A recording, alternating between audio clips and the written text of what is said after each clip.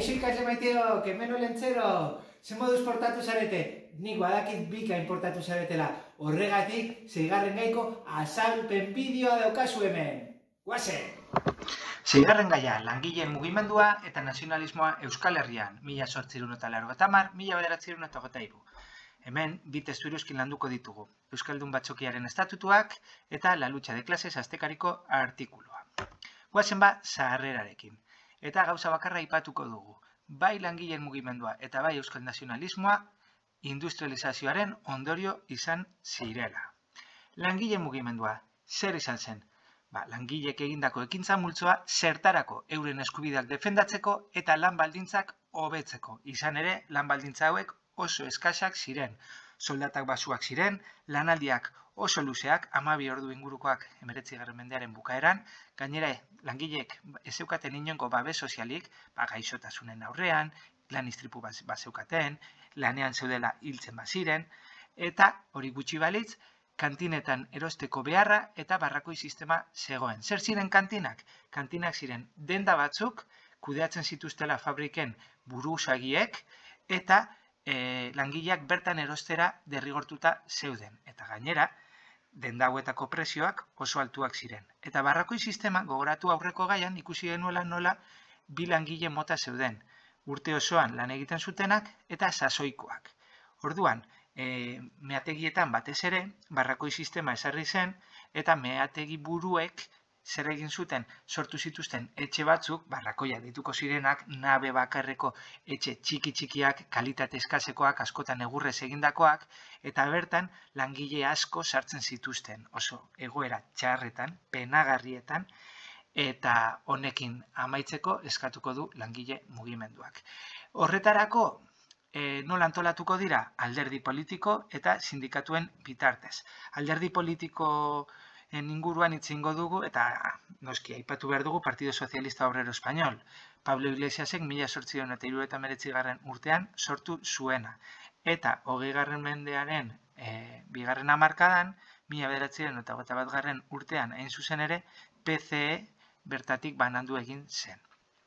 Sindikatuen inguruan, hasieran nagusi osoa izan zuen UGTek, 1888 urtean sortua PSOE-rekin lotura zuzena zuena, eta gero honi aurre egiteko euskal nazionalismoak ela sortu zuen 1911 urtean. Bestalde aipatu behar dugu nola CNT sindikatu anarkistak ez zuen indar askorik izan Euskal Herrian. Sozialismoarekin, gogoratu, sozialismoa Marx eta Engels hemen dituzuen lehenengo bi irudietan agertzen diren gizon hauek sortu zutela marxismoa edo sozialismoa. Eta internazionaletan antolatu zirela eta bertan hitz egin zutela sozialismoa nola eraman behar zen aurrera.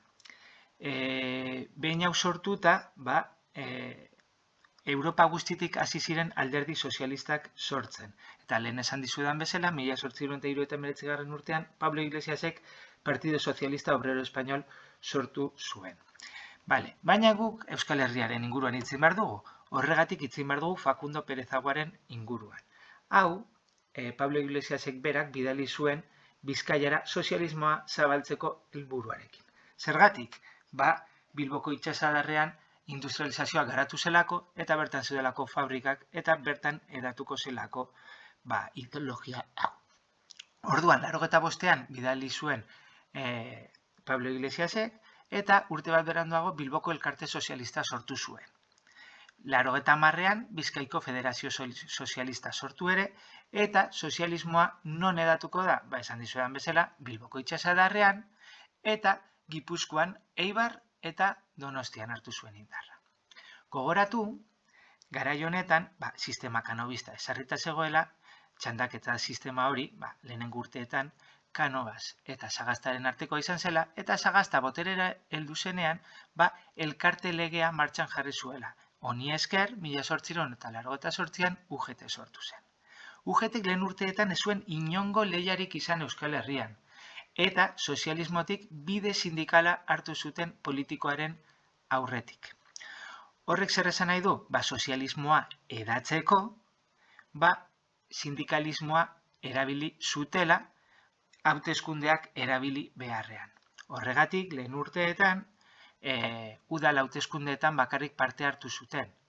Eta bide horretatik, 1881 urtean, Facundo Perezagua, zinegotzi sozialista aukeratua izan zen Bilbon. Gogoratu, maiatzaren bata langileen eguna dela. Eta 1880an mobilizazioak antolatu ziren eta baita era baketsuan burutu ere. Baina, egun horren ostean, Orkonera enpresak, meategi enpresa garrantzitsuena zenak, langile sozialista batzuk kanporatu zituen. Eta horregatik, hauek greba orokor bat antolatu zuten. Eta honek, arrakasta izugarria izan zuen. Zer eskatzen zuten? Kanporatu zituzten langileak berriz ere onartzea, lanaldia 12 ordutik 10 ordura jaistea, eta kantina eta barrakoi sistemak desagertzea. Gogoratu, testu iruzkinean ikusi genuen bezala, nola 6 urte beranduago, 1886erako, nola langileek eskatzen zuten greba orokor bat berriz ere aurrera eramatea, izan ere kantina eta barrakoi sistemek oraindik jarraitzen zuten eta eskakizun hauek onartu ziren arren ez ziren bete. Bale? Oso ondo. Bestalde, non zabaldu ziren sozialismoaren ideiak? La lucha de clases aztekarian, gogoratu hau Tomas Meabek sortu zuela, eta El Liberal egunkarian ere. Hemen gogoratu, adibidez, Unamunok idazten zuela, eta egunkari hau oso garrantzitsua izango da, Indalecio Prietorena zelako ere. Bale, orain ditzengo dugu figura honen inguruan. Baina, lehenik eta behin, lehenengo fasea nola amaitu zen azalduko dizuet. 1910 urtean, egon zen meatzarien greba orokor bat. Eta eskatzen zuten 8 orduko lanaldia. Baina, Perezaguak 9 ordu eta erdiko lanaldia onartu zuen. Eta mehatzariek ez zuten nahikoa ikusi aurrerapen hau eta berari leporatu zioten greba orokorraren porrota. Eta bestalde, Pablo Iglesiasek borroka politikoa lehenestea eskatu zion sindikalismoaren aurretik. Baita, errepublikanoekin lankidetza aritzea ere. Eta, Perezaguak ez zuen ondo ikusten eskatzen ziona lider sozialistak, eta horregatik 1915 urtean Perezagua PSOE eta UGT-tik kanporatua izan zen, eta honen lekua Indalecio Prietok hartu zuen. Bigarren fase honetan orduan zer egin zuen Indalecio Prietok? Pablo Iglesiasek eskatu ziona. Hau da, borroka sindikalaren gainetik borroka politikoa lehenetsi zuen, eta zertarako egin zuten hau? Batez ere, Madrilgo gorteetan ahalik eta ordezkaritza handiena lortzeko, zergatik, zer egiten da parlamentu batean legeak, eta egin nahi zutena zen langileen aldeko legeak sortzea, baita onartzea ere. Eta horretarako funtsezkoa zen errepublikanoekin lankidetzan aritzea, ahalik eta botere indartsuena lortzeko. Hirugarren internazionalean sozialismoa banatu egingo da eta komunismoa sortuko da. Eta hori ere Espainiara helduko da, eta 1921 urtean Perezagua eta beste batzuk alderdia utzi zuten, honek aipatu dizudan bezala lehenago utzi zuen, eta PC sortu zuten 21 urtean. Aipatu behar dugu, PC honen barruan garrantzi handia izan zuela Dolores Ibarruri edo Pasionariak. Hau Gallartakoa zen, gogoratu, Bizkaiko Bilboko itxasadarreko eskerraldekoa, Arboleda, Gallarta, Meategi, Zonalde horretakoa alegia. Venga, tin, trivialeko galdera, zer gertatu zen 1923an? Bai, hori da, Primo de Riveraren diktadura hasi zela. Orduan, anarkista eta komunistak legez kanpo gelditu ziren, baita nazionalista batzuk ere. Sozialismoa berriz onartua izan zen, zergatik erregimenarekin lankidetzan aritu zelako. Orduan, UGT-ko jarduera sindikala onartu egin zen, eta aipatzekoa da adibidez, Largo Caballero Sozialista Primo de Riveraren gobernuaren lan ministro izan zela. Horregatik, hori, ikusten duzuen bezala, PSOE eta UGT diktadurarekin lankidetzen izan zirenez, ez ziren legez kanpo izan. Eta, bueno, bukatu behar dugu ja euskal sindikalismoarekin. Eta, bueno, euskal sindikalismoa nork eta noiz sortu zuen. Eusko Alderdi Jeltzaleak sortu zuen 1911 urtean. Zertarako UGT sindikatuaren nagusitasunari aurre egiteko. Gogoratu sindikatuaren bigarren kongresuan 33an izen aldatu zela, ja, ELA STV izango zelarik. Zentzuk ziren sindikatuanen ezaugarriak. Abertzalea, katolikoa eta antisozialista zen. Hasierak urteetan mitin ugari egin zuten, baina ez ordea greba deialdirik. 1916 urtean izan zen lehena. Eta bere jarduera bazkideen sorospenean eta giza laguntzan oinarritzen zen. Adibidez, langabe zeudenei jateko ematen, diru laguntzak ematen, baita ere kontsumo kooperatibak martxan jarri zituzten, baina sindikatua sortu zen etnikoki euskaldunak ziren langileen arteko laguntza hori bultzatzeko. Zergatik, sozialismoa ikusten zutelako ideologia arrotz bat bezala. Eta horregatik, beraiek uste zuten sozialismo hori urrun mantendu behar zegoela. Edapen azkarra izan zuen Bizkaian eta Gipuzkoan, aipatu beharra dago, ze edapen izan zuen Ramon de la Sotaren Euskalduna fabrikan, eta aldiz Nafarroa eta Araban edapen hori motelagoa izan zen. Esan dizudan bezala 11. urtean sortu zen, eta 20. hamarkadarako ja UGT-ren nagusitasuna amaitu zen, eta bi sindikatuen artean oreka egoera bat sortu zen. Aipatu behar da daukagu ere, gaur egun ez daukala zerrikusirik ELA sindikatuak daukan ideologiak. Zergatik alde batetik laikoa delako, ez delako erlijiosoa, eta PNV-tik desbinkulatua dagoelako. Gainera, independentismoaren alde dago. Eta jarraituko dugu gaiaren bigarren zatiarekin, euskal nazionalismoarekin. Lehenik eta behin, definitu behar dugu zer den nazionalismoa. Gogoratu nazionalismoa 19. mendean sortzen dela, Napoleonen garaian, zergatik? Napoleonen garaian Imperio Frantsesak izan zuen edapenaren aurrean sortu zen sentimendu bat izan zelako. Baina azken finean, garrantzitsua da ere bereiztea estatu bat zer den, herri eta nazio bat zer den. Orduan, esan dizudan bezala, 19. mendean sortuko dira nazionalismo ezberdinak, azken finean izango dira hizkuntza, kultura, erlijio, ohitura konpartituko duen jendea bilduko dela eta eukiko dutela identitate sentimendu bat.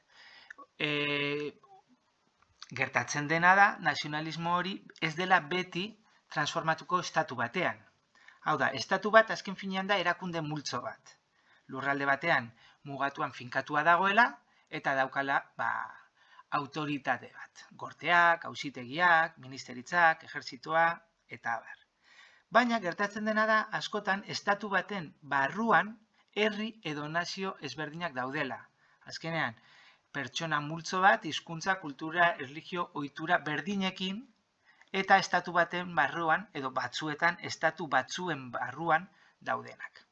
Horregatik garrantzitsua da ezberdintasun hori egitea. Gainera, bi motako nazionalismoak daude. Dago nazionalismo bateratzaile bat eta nazionalismo bereizle bat. Bale, jarriko dizuet adibide bat. Nazionalismo bateratzailea izango da herri bat, adibidez kurdoa, ikusi dezakezuen bezala lehenengo irudi honetan, herri kurdoa dago sakabanatuta Turkia, Siria iparraldean, Irak iparraldean, Iran ipar mendebaldean, baita Armenia, Azerbaijan eta Georgiako puntu batzuetan ere. Orduan, beraiek osatu dute beraien erakunde politikoa Kurdistan, eta beraiek ez dute sentimendurik, adibidez, Turkiarekiko, ez Siriarekiko, ez Irakerekiko. Horregatik beraiek nahi dutena da, beraien herria, beraien estatua sortu, estatu ezberdinetan dauden kurdoak bateratzen. Horregatik da nazionalismo bateratzaile bat. Aldiz, bereizlea izango da, kanpoko nazio batetik askatu nahi duena. Kanpoko estatu batetik askatu nahi duena. Eta hemen daukagu bigarren adibidea, eta adibidez Eskozia. Eskozia bueno, 2014an barkatu, burutu zuela erreferenduma, bozkatu zuten, ea nahi zuten UK-ren barruan gelditu edo bertatik bereiztu. Orduan, hori izango litzateke beste nazio batetik askatu nahi duen nazionalismoa, bigarren adibidea. Orduan, euskal nazionalismoaren inguruan hitz egiterakoan, hitz egin behar dugu lehenik eta behin foruen inguruan. Gogoratu, foruak bazirela privilegio batzuk euskal lurraldeak izan zituztenak, baina 1876 urtean, gerra karlistak galdu ostean, uztailaren 21eko legeak indargabetu egin zituen. Eta honek, bi jarrera sortuko ditu. Amore eman zutenak honen aurrean, baina foruak berreskuratzeko borrokatu zutenak ere egon ziren. Eta hauek elkartu ziren Euskal Herria elkartean. Honen sortzaileetariko bat izan zen Ramon de la Sota. Bueno, naiz eta Fidel Zagarminaga izan zen lehenengo sortzailea eta Ramon de la Sota hau hil zenean 84an honek hartu zuen Euskal Herria elkartearen burutza. Baina hauek bilatu zuten sistema kanobistaren barruan hortik barrutik egitea borroka hori eta autonomismoaren bidea hartu zuten. Orain hitzingo dugu euskal nazionalismoaren kontzeptuaren inguruan. Orduan, horregatik hitz egin behar dugu hemen irudian ikusten duzuen gizonaren inguruan. Sabino Arana. Sabino Arana familia karlista batean jaio zen. Eta honek, Bizkaiko legeak, historia eta hizkuntza ikasi zituen, bere herria hobeto ezagutzeko. Horregatik, hau ikasi ostean, konturatu zen karlismoa ideologia espainolista zeukan korronte bat zela. Eta horregatik, hau gutxi egin zuen. Eta euskal nazionalismoa sortu zuen. Zertarako?